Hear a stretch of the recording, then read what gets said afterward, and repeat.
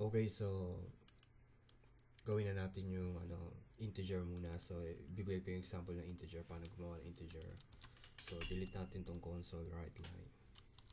So paano natin magde-declare yung variable? I-declare muna natin yung type. So integer, int, tapos pangalan. So may template para dyan. So and i-declare nyo muna yung type, int, tapos pangalan. So age is equal to 10. So console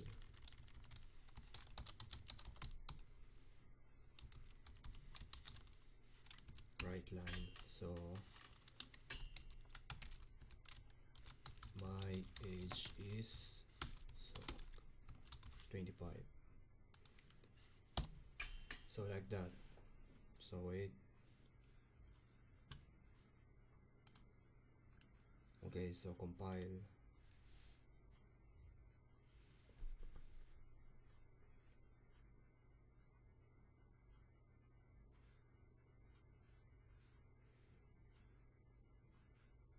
Okay, so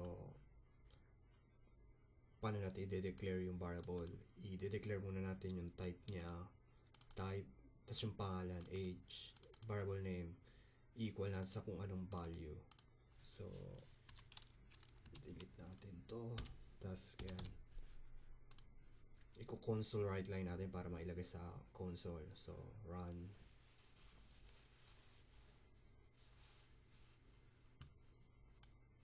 Okay, so ganyan yan.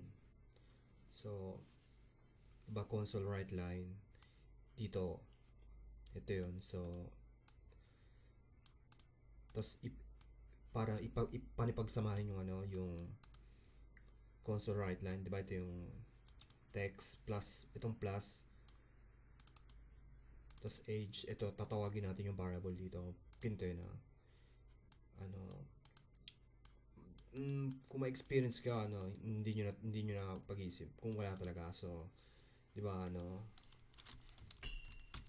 ito yung console write line para ilagay dito, tapos tatawagin nyo yung variable. So plus yung gagamitin nyo, concatenation ang tawag dito sa ito yung pagsasamahan nyo. Ito yung string, tapos tatawagin nyo yung variable. So gagamitin nyo itong plus na value para matawag siyang ganito. So doon na tayo sa next. So double.